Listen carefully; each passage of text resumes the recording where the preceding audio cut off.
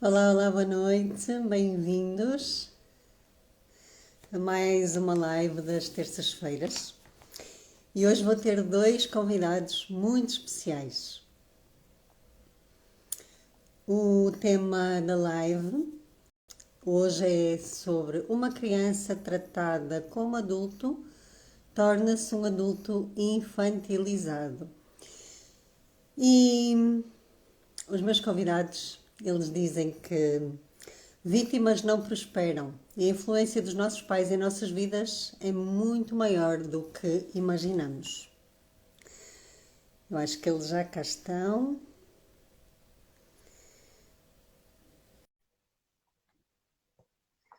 Sejam muito bem-vindos, os fundadores da Escola de Desenvolvimento Humano Bora que saber. Bem-vindos, Araquene e Leila. Nós que agradecemos. É bom fazer esta ligação, esta ponte Portugal-Brasil, não é? Ainda mais num dia tão especial, neste 22 de 2 de 2022. Você viu um grande portal aí. Portal de expansão de consciência, muito bom. É isso, e é isso mesmo que vamos trazer aqui hoje também, é expandir a consciência para estes assuntos, para que todos possamos realmente crescer em conjunto, não é? Nesta união, nesta expansão e nesta universalidade, porque somos do mundo, não é? Não há fronteiras aqui, que bom. É muito bom. Eu adoro esse assunto, adoro falar de por que que adultos estão tão infantilizados, né? E a gente chegou na triangulação. Você falou assim, vamos falar de triangulação? Eu falei, é triangulação, né? Total, E a né? gente Tudo vai a ver. entender isso bem explicadinho, assim, olha, eu estudei, assim, nós hoje falamos assim, vamos fazer, vamos dar um conteúdo assim que as pessoas vão falar, puxa vida, as fichas vão cair, assim, você vai ver. É, o comportamento, a gente fala do adulto infantilizado, é muito próximo do comportamento da vítima. Por Uhum. isso que a gente também vai falar da vítima, mas bora crescer, né? Bora crescer. É um grande prazer estar aqui nesse elo Brasil-Portugal aí. Agradecemos muito o convite, gostamos muito de você, que já fizemos alguns trabalhos juntos aí também, né? E Exato. esse é um assunto que acho que é um assunto que domina a humanidade hoje, né? Eu acho que as pessoas estão começando a perceber o quanto tem uma vida infantilizada, né? E pessoas adultas nós estamos falando, não estamos falando de crianças e adolescentes. Então, quando a gente começa a falar desse assunto, a gente percebe e as pessoas começam a se identificar com comportamentos que não são adultos, né? E muitas vezes não percebem essas atitudes. Mas isso causa grandes problemas, e nós vamos falar um pouco desses problemas aí hoje também. É isso, e eu não podia ter melhores pessoas para falar sobre isso do que vocês, não é? Porque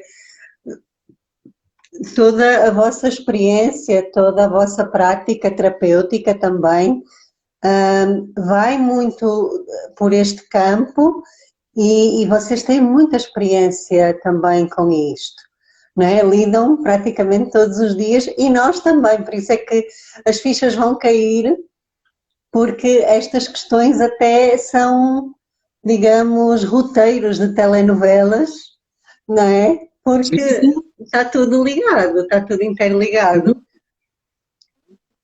o triângulo dramático é usado em novelas o tempo todo, de Mas, forma muito forte, muito incisiva. isso, Não é só o triângulo, né? A gente, como analista corporal, a gente aprendeu, talvez, estudando Reich, que só o rígido participa da triangulação. mas não.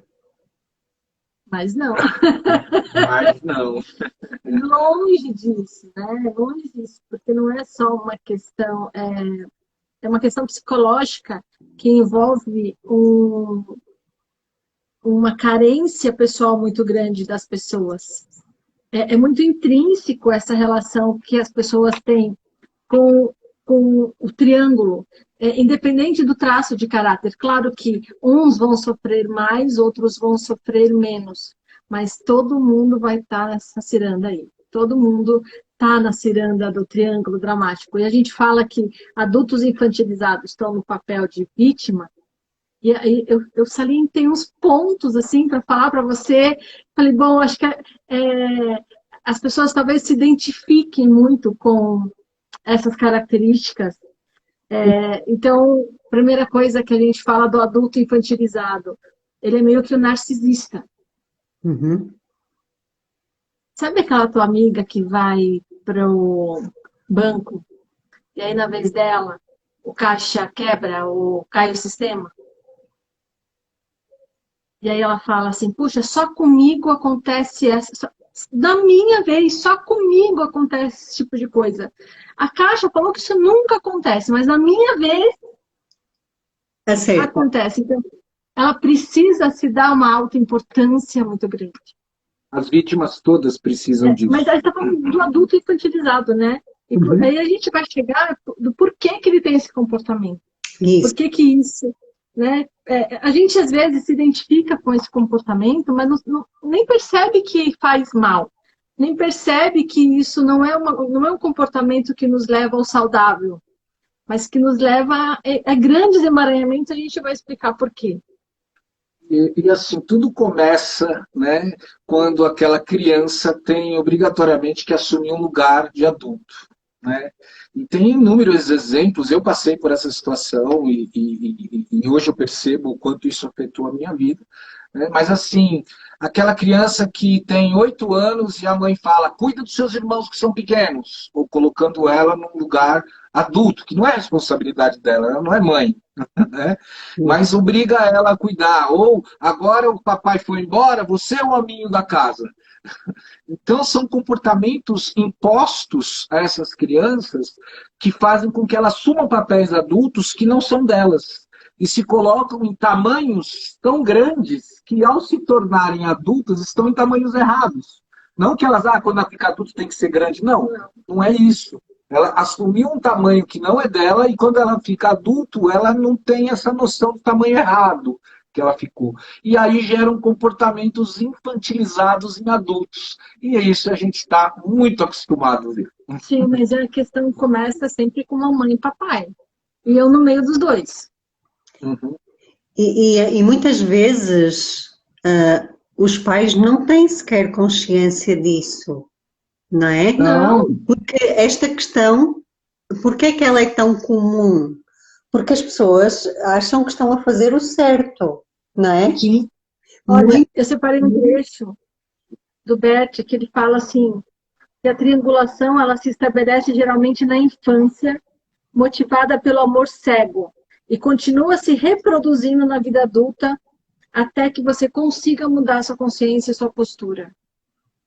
Isso. Boa noite, Paula, bem-vinda. Bem-vinda.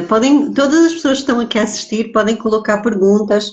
Temos aqui o privilégio de ter o Araquém e a Leila, que de facto estão aqui muito bem posicionados para poder também responder. E a Paula diz, repetição de dinâmicas familiares. Sim, tem tudo a ver, não é? Repetição de dinâmica familiar é muito comum, né? Porque as pessoas repetem porque elas querem pertencer àquela família. Então, ela repete, por exemplo, tem uma mãe que a avó que é obesa, a mãe é obesa e a filha começa a ficar obesa. Mas por quê? Qual a relação que tem uma coisa com a outra? O meu clã é obeso, para fazer parte, eu preciso ser igual, né? Então, para honrar isso, começa-se a repetir comportamentos, e não só nesse caso, mas em vários casos, de exclusão do masculino, né? A minha avó expulsou meu avô de casa, a minha mãe se separou, eu me separei, a filha, provavelmente, se não quebrar essa corrente, aí vai se separar também. Então, essas repetições sempre visando pertencimento, né? Mas quando a gente está falando de adultos, a gente supõe que essa pessoa cresceu no físico e a mente acompanhou a linha de raciocínio, mas não é isso que geralmente acontece. Às vezes a gente tem pessoas que têm o corpo adulto, mas a mente completamente fragilizada, né? Para não dizer infantilizada. Não são em todas as áreas da nossa vida que a gente vai ter um comportamento assim, assado. Isso vai depender muito de como a gente responde às nossas frustrações. A Paula está falando, repete também porque não aprendeu outra realidade. Enquanto alguém não quebrar, vai se repetir esse ciclo. Alguém tem que aprender essa nova realidade, enxergar que isso é uma repetição de padrão, que não me pertence, eu estou repetindo para pertencer ao meu clã e mudar. E aí dá sim para se mudar, claro que dá. Repete porque não aprendeu uma nova realidade. E aqui que nós estamos fazendo o papel de ensinar essa nova realidade. É isso, até porque acaba por ser uma lealdade doentia, não é? Perfeito.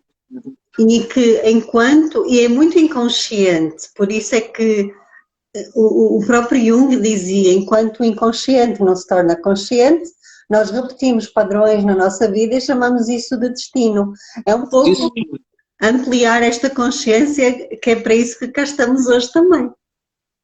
Sim, perfeito. Quando a gente fala do adulto, quando a gente fala de adulto infantilizado, e a gente está falando de alguns comportamentos,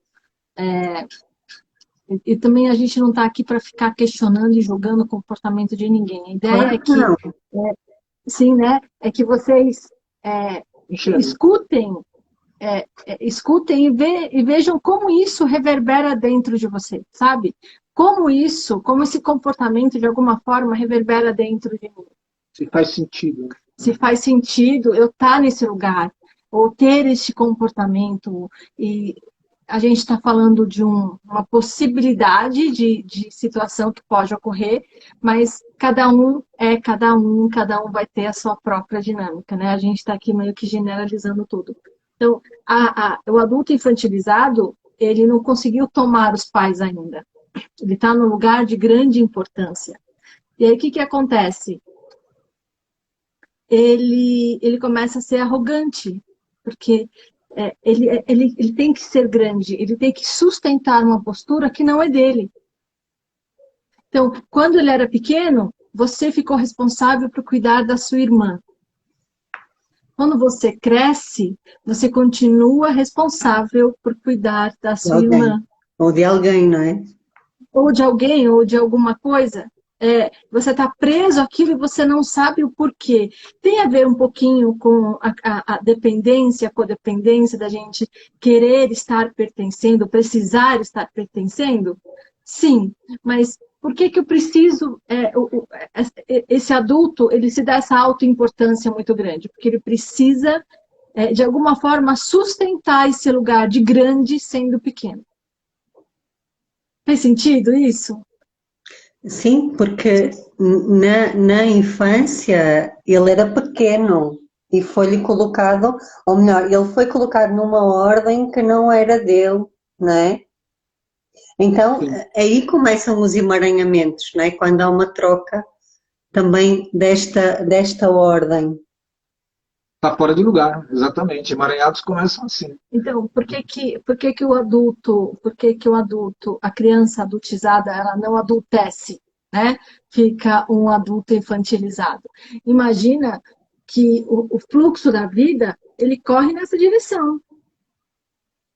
Se você está no tamanho gigante, se você está fora do seu ordem, você mesmo gera um bloqueio para a sua própria vida.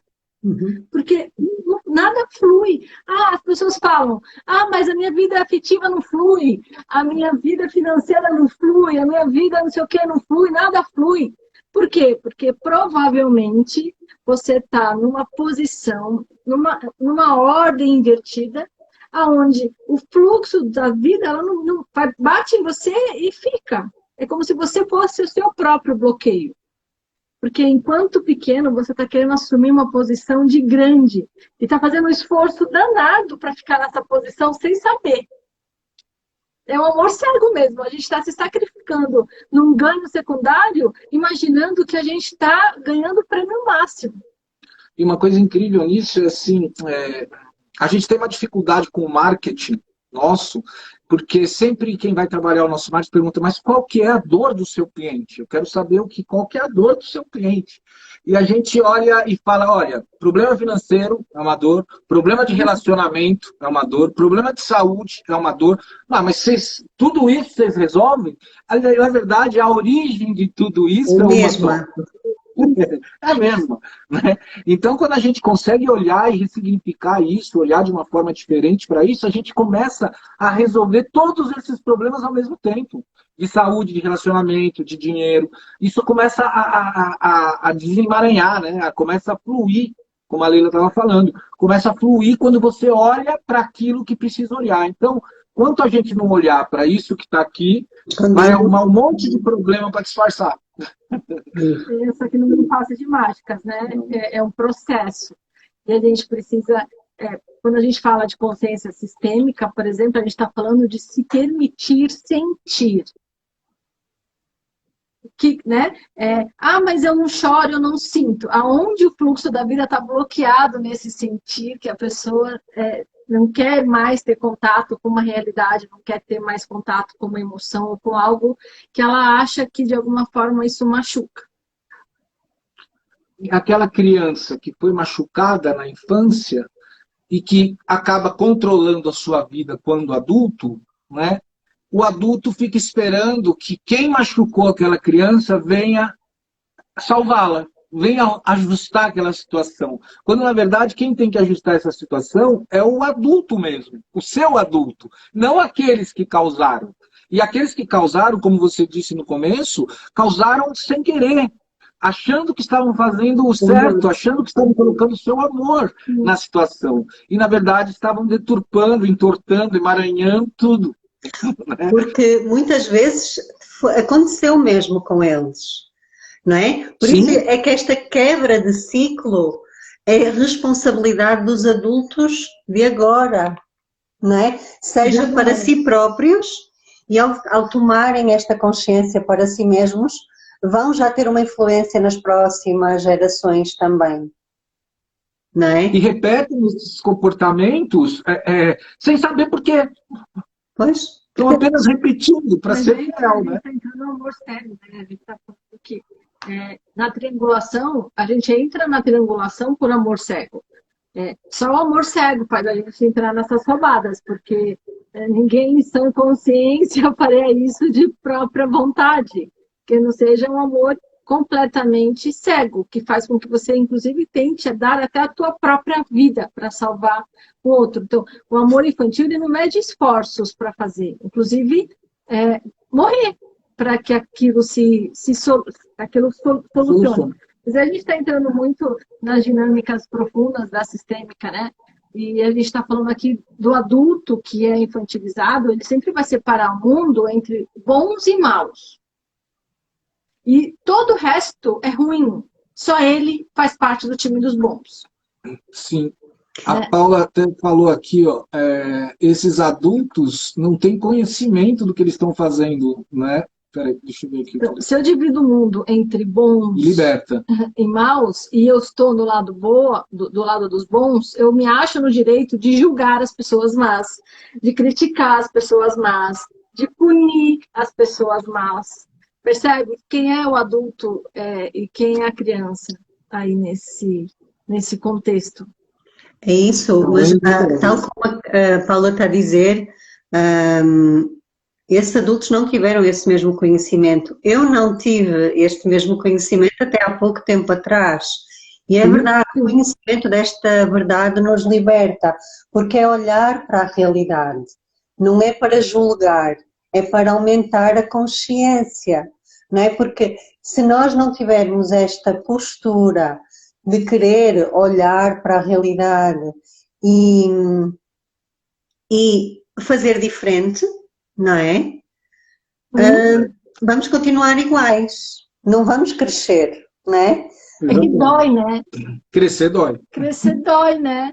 Tem uma historinha que eu costumo contar, para ilustrar aqui, né? Que tinha uma moça que perguntou para a mãe: por que a senhora corta as asas do peru aqui na hora do Natal? Por que corta a asa do peru para pôr na forma? E ela falou: porque é uma tradição de família.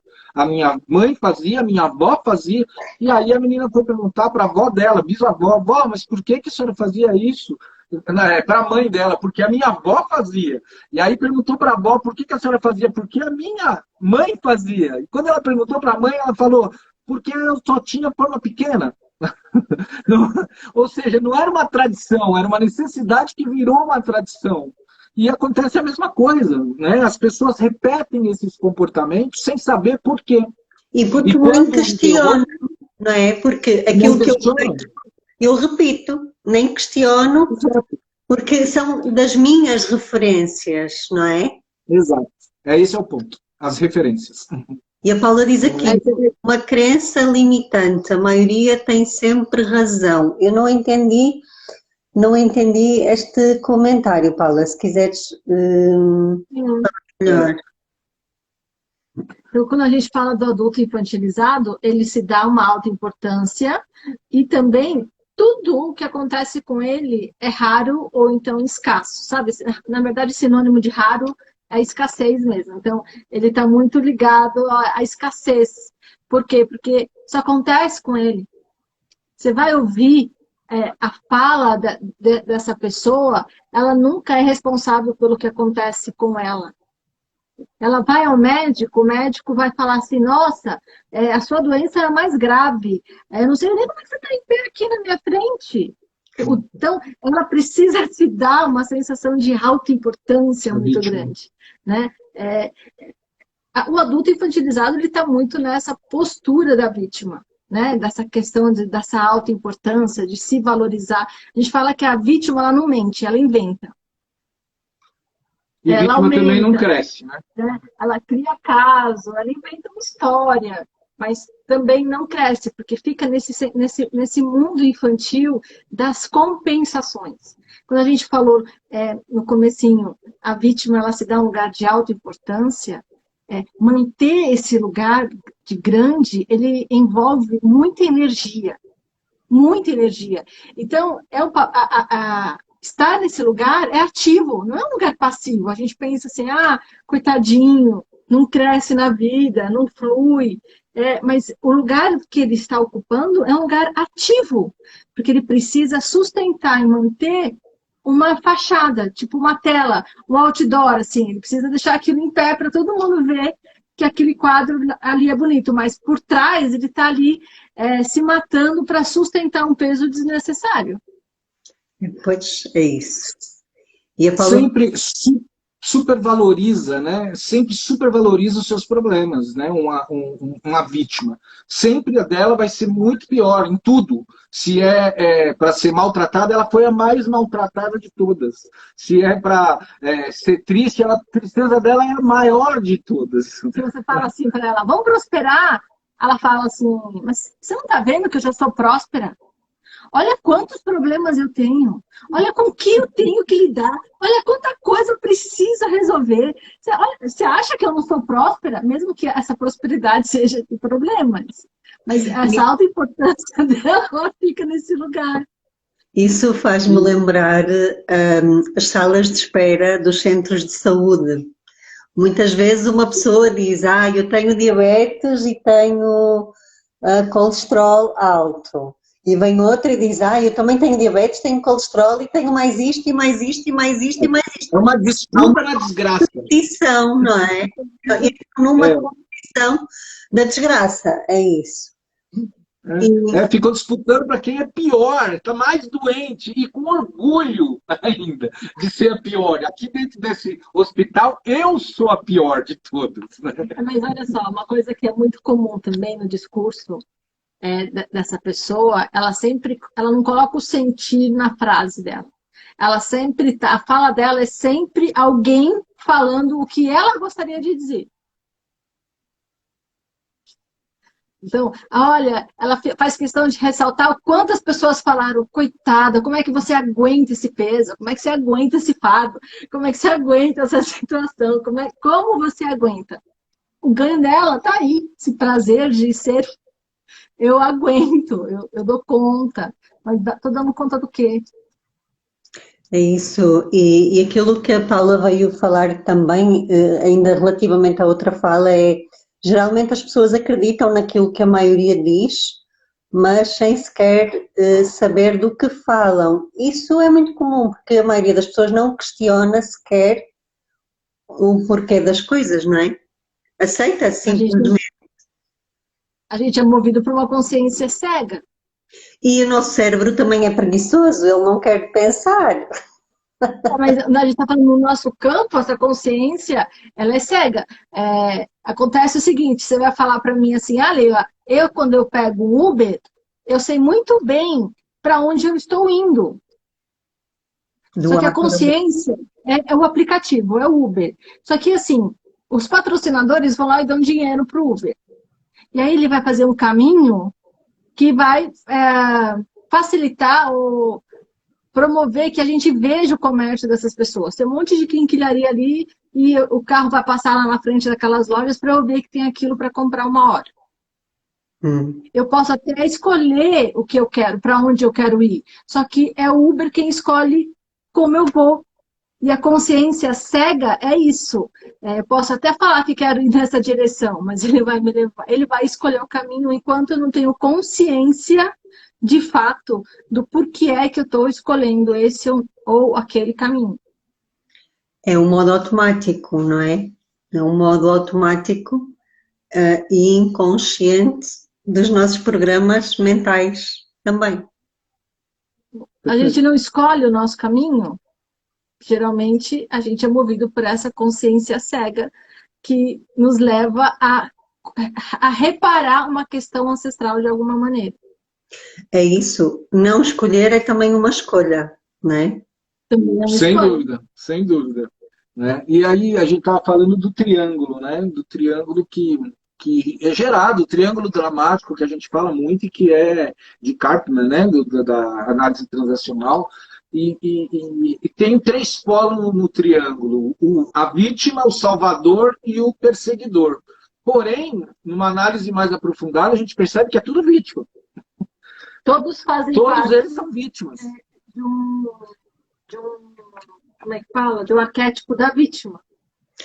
Sim, todos eles são dinâmicas infantis também, não é? Dinâmicas infantis.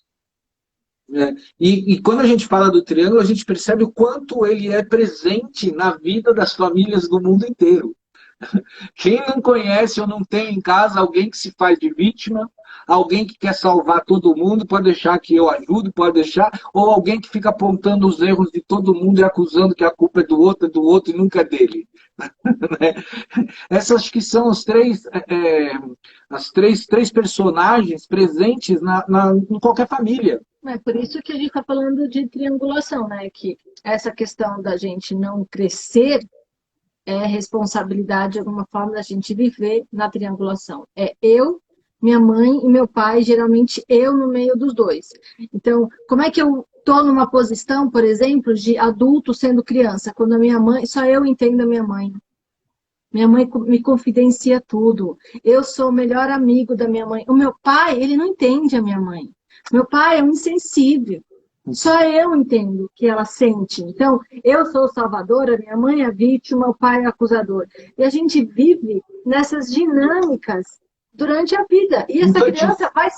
Só que o que acontece? Temos 2 adultos e uma criança que é colocada como igual. Os pais colocam essa criança como igual, acreditando que ela tenha que dar conta de satisfazer as necessidades infantis deles mesmos. E é importante falar também que pai e mãe não são amigos de filhos. Não, como não? Eu só não quero que meu filho seja meu melhor amigo. Não são. Existe uma hierarquia quando é pai e quando é filho. Pais ficam em cima e filho embaixo. Quando são amigos, não tem hierarquia. É horizontal. Eu tenho o mesmo direito, eu faço as mesmas coisas. Não é? Quando se coloca no lugar de amigo, o pai está perdendo essa autoridade que ele tem. Então, dizer que quer ser amigo do filho, não, você pode ser confidente, você pode ser um cara que dá conselho, você pode ser um monte de coisa, menos amigo, para não perder exatamente seu posicionamento de pai e de mãe sobre seus filhos, né? Sobre os seus filhos.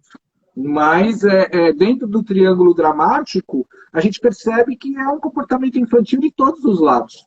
Né? E normalmente causado por traumas de infância mal Mas o resolvidos. que a gente está falando, que os principais traumas é essa triangulação, onde começa o cerne de tudo está nessa triangulação, onde de alguma forma os pais colocam a criança, sendo criança, como igual dentro de uma relação, né? Para mediar a relação dos dois. Então, percebe de onde vem a sensação de grandeza, de alta importância desse adulto? Percebe que para manter esse lugar ele tem que gastar muita energia e, querendo ou não, é uma posição de superioridade que ele acredita ter esse poder, ele acredita ter essa força. E sair desse lugar é muito difícil, sem uma consciência. Não é? Sem consciência não é. É o que a Paula estava falando ali, tem que assumir as rédeas da própria vida. Se você permite se ficar nesse lugar de triangulação, a sua vida vai ser assim para sempre. Não vai ter crescimento, não tem evolução, não tem relacionamento. Um filho que assume o lugar do pai, porque o pai foi embora, está casado com a mãe. Nem a mãe nem o filho vão ter relacionamento, só não tem relações sexuais, mas o relacionamento está ali já montado, feito. Né? E as pessoas às vezes não percebem. Ah, não consigo arrumar namorado. Está casado com o pai, com a mãe, está casado. Né? Então, olhar para essa triangulação. Emocionalmente. Sim, emocionalmente, totalmente. Né? Mas aí a gente continua falando de triangulação, né? A gente continua falando do filho estar se colocando entre um e outro. A vida... Isto porque também aí, nessa parte, é necessário aos pais separarem, não é? E protegerem o próprio filho de não invadirem, entre aspas, a vida dos adultos. Sim, sim. Adultos saudáveis não dão satisfação aos seus filhos na sua vida pessoal, né?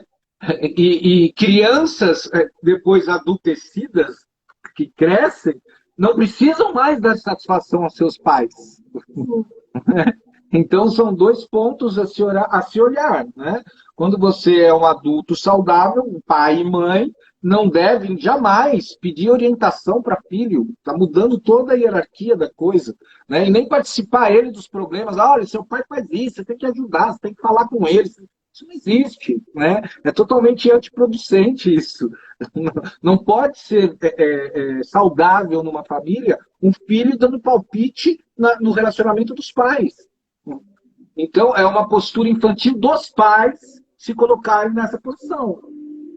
E o filho, quando sai de casa, e não precisa mais, um adulto, no segundo parto, que a gente chama, né, quando está na hora de sair de casa, né, tem o primeiro parto, que todo mundo torce para aquela criança sair, nascer, e o segundo parto, que muitas vezes as pessoas não querem que ele saia de casa. E esse segundo parto é um rito de passagem de um adulto. Né? Tanto um homem quanto uma mulher precisam sair de casa assim que tem consciência da sua sexualidade e do valor do dinheiro. Ou vai ficar pedindo dinheiro para o pai e para a mãe eternamente. Então, é tocar sua vida.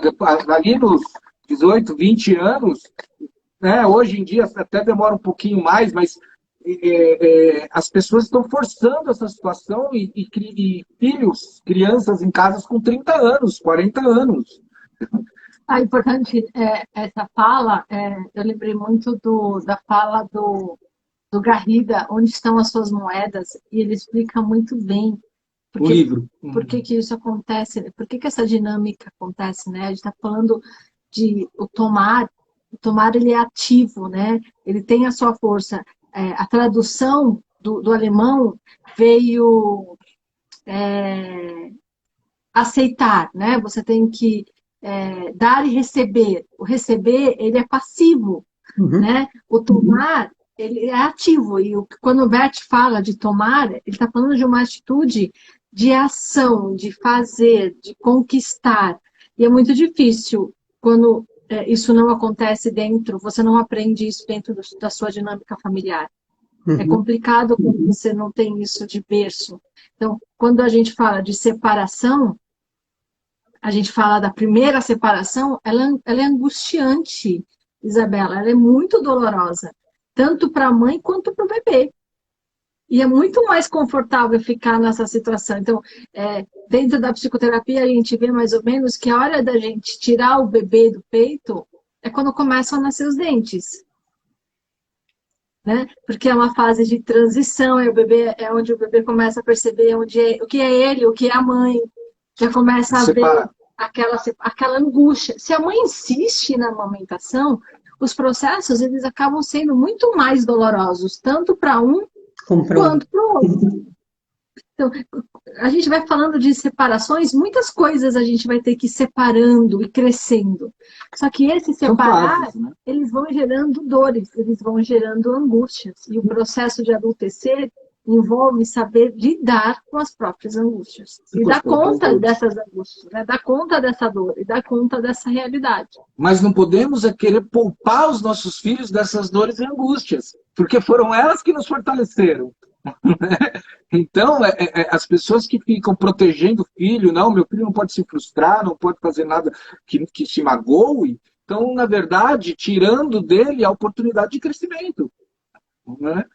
Então, é importante os filhos perceberem, e os pais perceberem todas essas etapas, né, de nascimento, de sair do peito, depois de crescer um pouco mais, depois de o pai assumir a postura de apresentar aquele filho para o mundo, até que ele vai virando adolescente, e aí o segundo parto sair de casa. Todas essas são etapas necessárias para o amadurecimento. E quando são... Pode falar. Só que, no fundo, não é comum falar que é necessário aprender sobre isso, não é? É necessário aprender uma profissão, ir para a escola, fazer isto, fazer aquilo, e estas dinâmicas que de facto são a base e a sustentação de toda a vida, não é? Porque aquilo que acontece na infância vai voltar integralmente para a sociedade e há coisas que eu me questiono, que é a saúde neste momento está muito evoluída, nós podemos viver mais 10 ou mais 20 anos, mas a infância tem 12 anos. E esses 12 anos, muitas vezes, o que eu assisto é aos pais a quererem acelerar, não por necessidade da criança, porque a necessidade da criança não é vista, é pela competição dos próprios pais. Quem é que vai chegar primeiro, não é? Tiram a condição de infância daquela criança, né? E é extremamente necessária.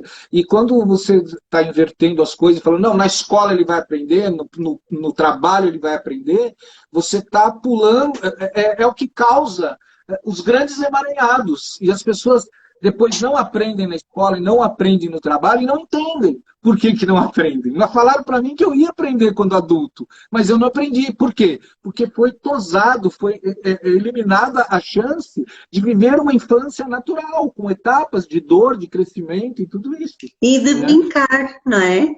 Brincar. O trabalho mais importante de uma criança é brincar.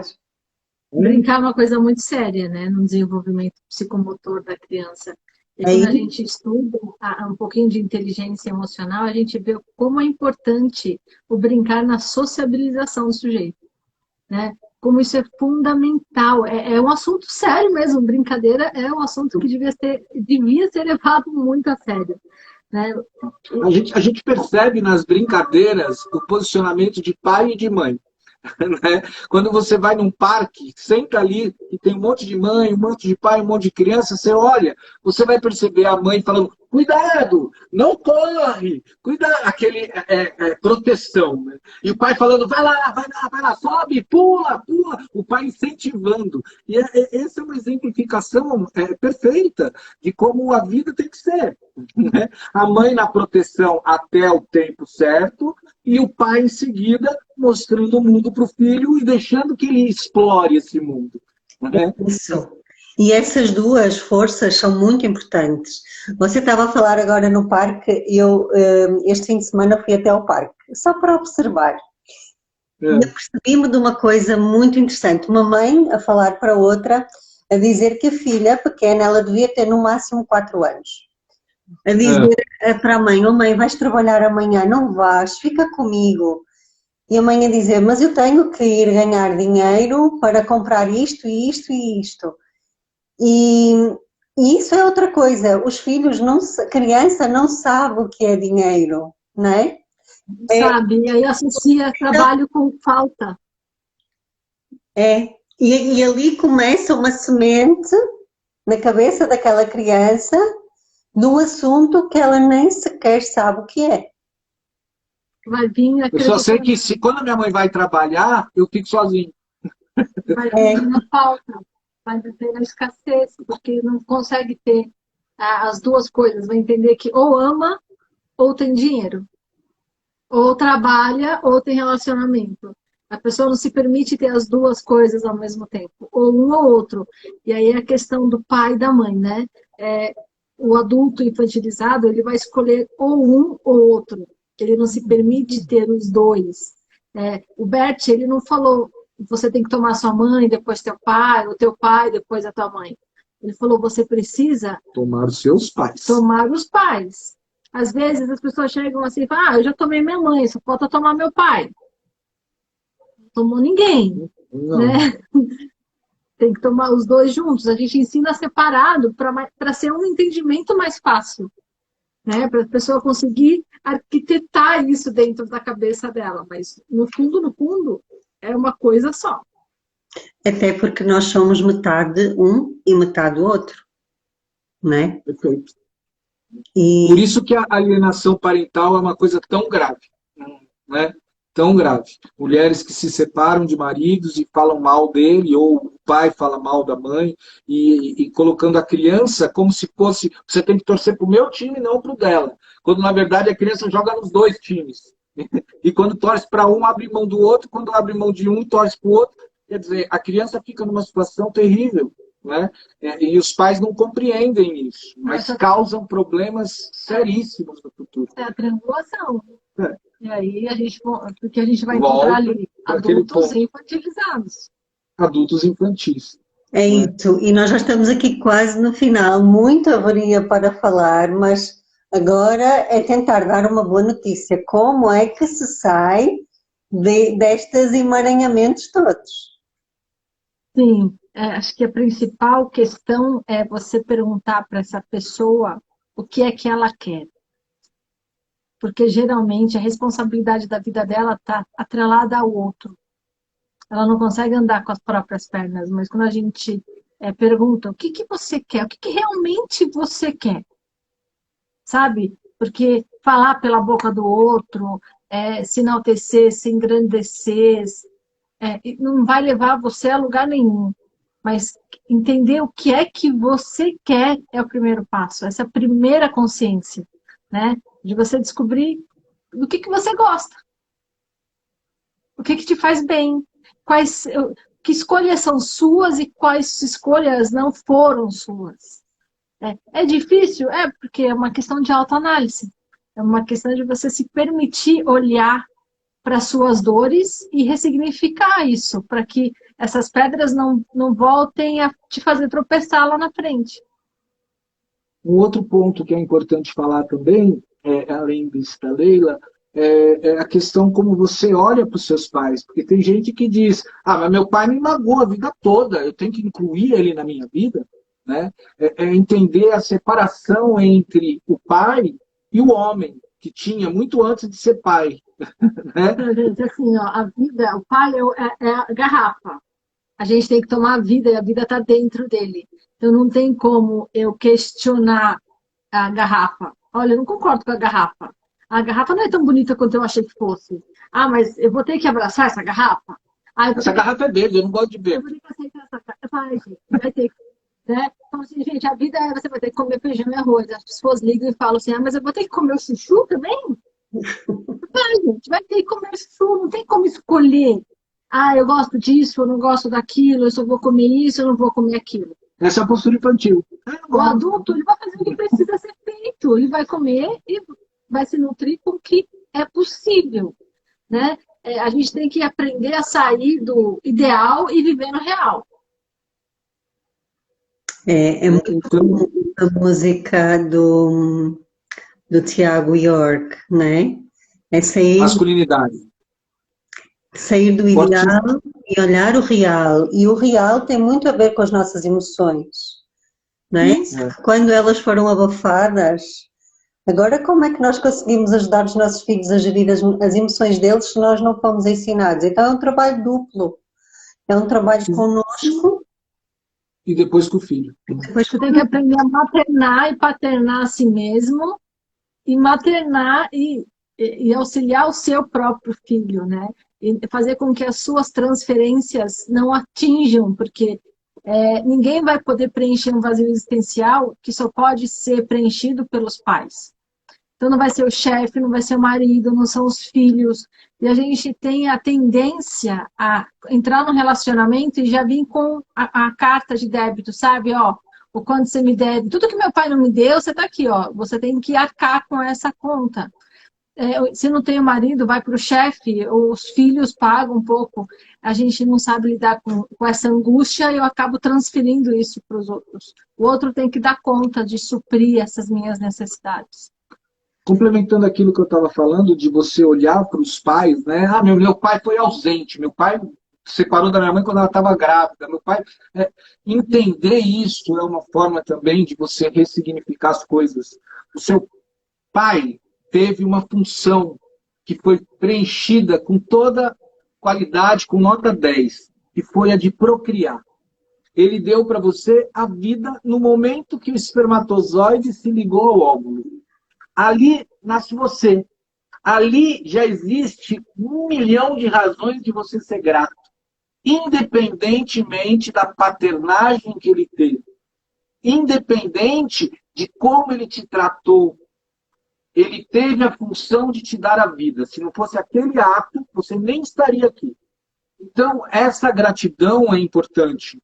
Depois, se é um homem que não prestou, que não é, cabe a ele resolver isso. Né? Eu fico lá indignada porque ele nunca me ligou, ele nunca falou nada. É uma criança, né? Entendendo, mas são traumas de infância difíceis de olhar. E esses traumas normalmente nos paralisam. Estou parada na minha vida, não tenho um relacionamento sério, não tenho dinheiro, não tenho uma profissão, tenho problemas de saúde, porque não quero olhar para esse ponto da minha vida. Né? Então, olhar para isso vai doer, mas vai curar. Vai doer sim, vai ter que olhar de uma forma carinhosa, vai ter que, né, mesmo para aquele ser que nunca te deu amor, mas ser grato a ele pela vida que ele gerou. Né? Mas a gratidão engloba tudo, né? Inclusive, abraçar a garrafa e comer o chuchu. É isso, porque nós estamos habituados a juntar o pai ao homem e não separar as duas coisas, não é? Quando fica separado, tudo fica muito mais, embora seja tudo um, não é? Mas são coisas diferentes, não é? Como sair disso? Sim, mas que a nossa cabeça ela precisa colocar cada coisa no seu quadrado, mas é uma mente racional. E quando a gente fala de campo, a gente não está falando com a mente, a gente está falando com o corpo. Com a alma. Né? A gente fala com o sentir. Então, como é que eu resolvo esse emaranhado? Quando me permito sentir essa dor, quando me permito sentir essa culpa, quando eu me permito sentir essa angústia. Eu só saio quando eu trago para o corpo e do corpo eu diluo isso. Senão, eu fico só na mente, eu não resolvo, é uma pseudo-solução. Eu acredito que resolvi, mas se eu não trago para o corpo, eu não resolvi. Como ajudar um adolescente que se sente abandonado pelo pai? Que a Paula pergunta. Paula, vai ter que incluir esse pai na vida desse menino de alguma forma. Esse pai precisa fazer parte da vida dele. Ele se sente abandonado, às vezes o pai nem quer, né? Às vezes o pai se distancia. É complicado para um adolescente olhar disso sem se sentir abandonado, sem se sentir rejeitado. É bem complicado, mas existem formas de conversa, psicanálise é importante, de ele abrir o coração dele, né, falando com alguém que ele confie. Né? Eu diria para você, Paula, assim, olhar para as suas relações e ver o quanto que você se sente abandonada pelo seu pai. Né? Se for teu filho, por exemplo, a gente vai ler nos nossos adolescentes, vai ler nos nossos filhos emoções que são difíceis da gente enxergar em nós mesmos. Às vezes o filho está lá falando, olha, eu sinto falta do meu pai, me sinto abandonada pelo pai, mas quem abandonou, quem excluiu esse masculino foi... Normalmente foi a mãe. Geralmente foi a mãe. Né? Ela está dizendo que a criança se dá bem com o padrasto, né? Desde os 2 anos o padrasto criou e colocou, acho que provavelmente assumiu essa postura paterna aí, né? Mas o pai não pode ser excluído. O pai biológico não pode ser excluído, tipo, ah, não, seu pai é esse aqui, aquele lá você esquece. Não, não pode. Né? Tem que orientar a criança a olhar que existe, sim, um cara que deu, né, o espermatozoide lá, não é nem para falar desse jeito para a criança que ela não vai entender, mas orientar que existe, sim, uma figura paterna, mesmo que ele goste tanto do padrasto. Isso não impede, uma coisa não exclui a outra. Né? A gente está falando, olha, mesmo eu tendo pai, mesmo eu tendo um padrasto, eu sinto um vazio, eu me sinto abandonada pelo meu próprio pai. Gente, a nossa alma sempre vai buscar os nossos vínculos mais fortes, é pai e mãe.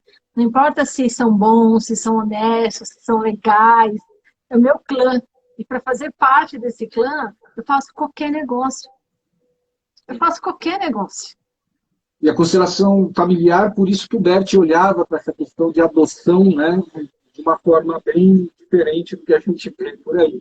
Né? Porque mesmo existindo a adoção de um casal que ama aquela criança e tudo mais, é muito importante essa criança ter consciência de que seus pais biológicos é que geraram a vida, né? Ali. Né?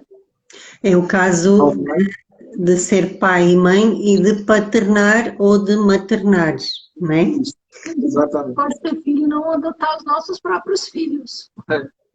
Ter filho não quer dizer que você tenha adotado ou trazido isso de fato para a sua vida. Tem muitas pessoas que têm o filho, mas não têm vínculo, ou não conseguem gerar vínculos profundos com os próprios filhos. Intimidade, né? Não é julgar, tá certo, tá errado, mas como é que eu vou gerar vínculo se eu não tive vínculo? Né? Se o meu fluxo da vida também já chegou para mim meio mirradinho. E para que eu tenha essa consciência, eu preciso ter muita sede de vida.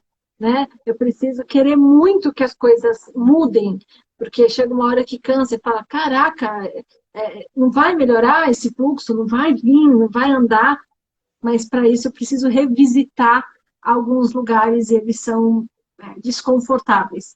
E aí eu fico por aqui mesmo, porque, cara, para que eu vou aí? Dói, né? Tá bom, eu já consegui lidar com isso, eu suporto conviver com isso. Só que chega uma hora que... Só que não. A Paula está perguntando, pode ser compensado por outra, essa masculinidade? A masculinidade pode ser compensada por outro pai? É o caso do padrasto. Ele vai criar o padrasto parece que tem um vínculo muito forte com a criança. E tudo bem, não tem problema. Amor nunca é demais. Né? Amor nunca é demais. Mas... Você está falando de referencial, né? Referencial masculino de outro homem?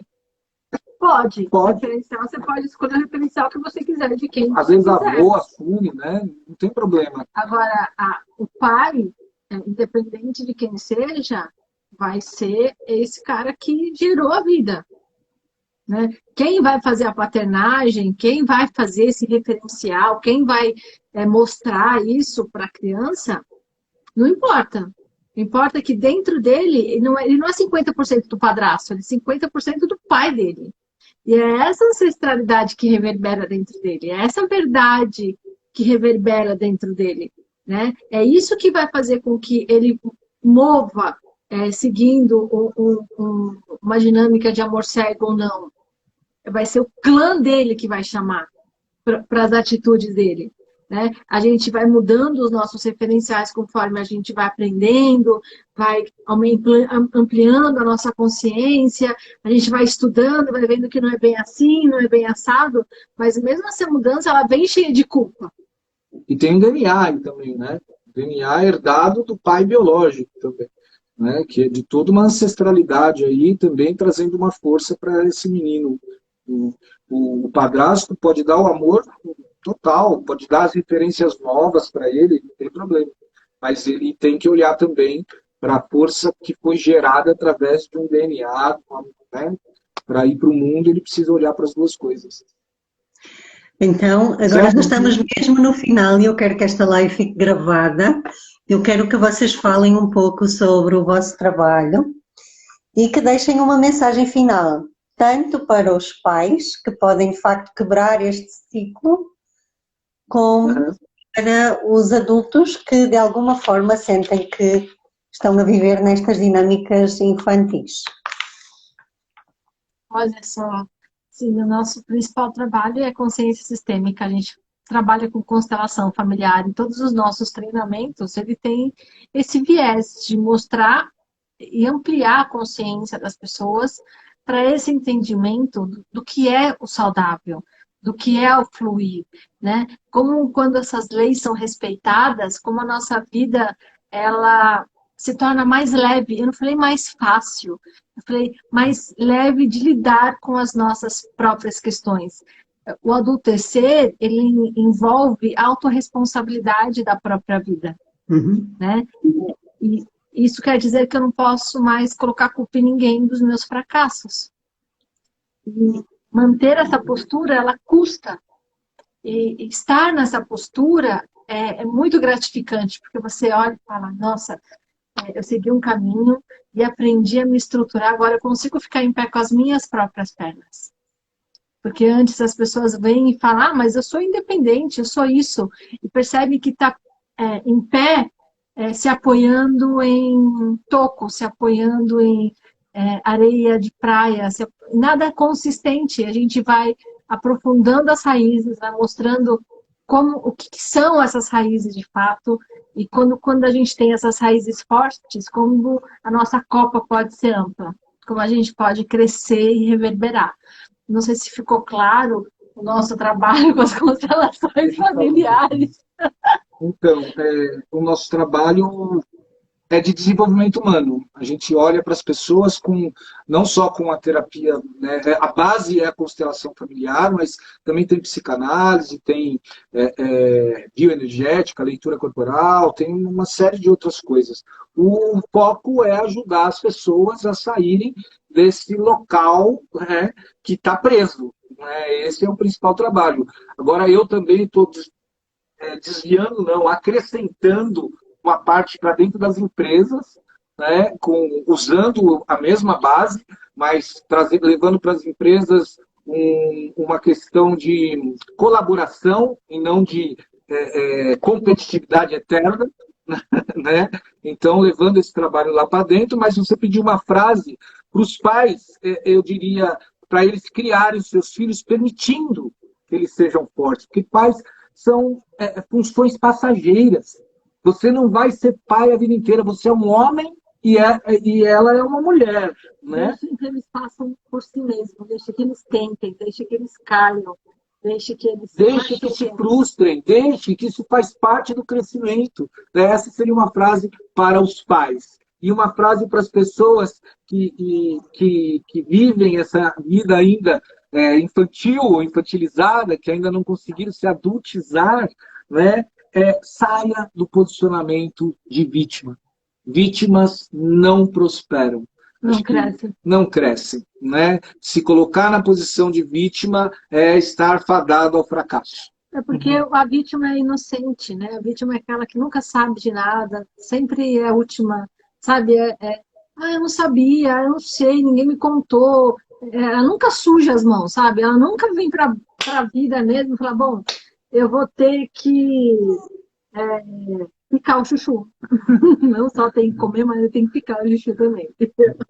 Então, e a gente começa os nossos treinamentos sempre com uma pergunta assim, quem quer ganhar dinheiro aqui? Todo mundo, né?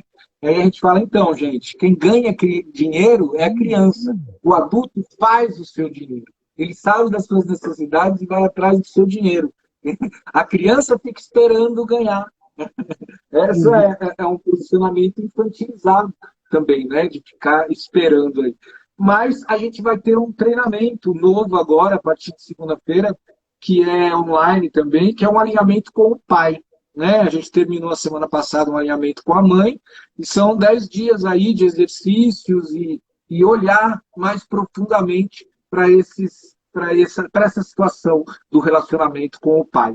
né? A gente tem ali o canal no Instagram, que é boracrescer.oficial, né? E por ali a gente vai passando as informações, né?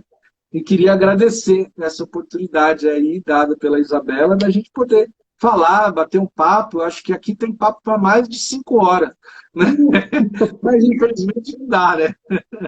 É isso, sem dúvida que teríamos muito mais a conversar. Foi muito útil trazer esta vossa perspectiva, também muito ligado ao vosso trabalho.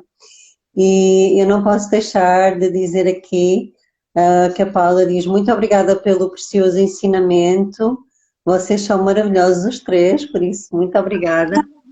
E se quiserem, quem estiver em direto, tire um print desta live, coloque nos seus stories se quiserem e partilhem um pouco, marcando-nos sobre quais foram os ensinamentos ou qual a mensagem que ficou hoje, neste dia que também é um portal e que também é de a expansão de consciência que possa de facto ter ajudado quem esteve a assistir. Quem assistir depois poderá também fazê-lo e marcar-nos.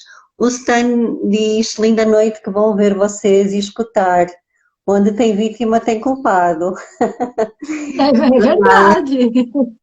Amados, beijo para vocês. Muito obrigada, Araquém, muito obrigada, Leila. Nós que agradecemos. E vamos repetir isso depois. A gente chama você para o nosso canal e a gente faz de novo e vamos repetir isso, que é muito bom estar com você. É isso, para mim também é recíproco. Muito obrigada por tudo também que tenho aprendido com vocês e um beijinho grande. Até breve. Tchau. Até mais.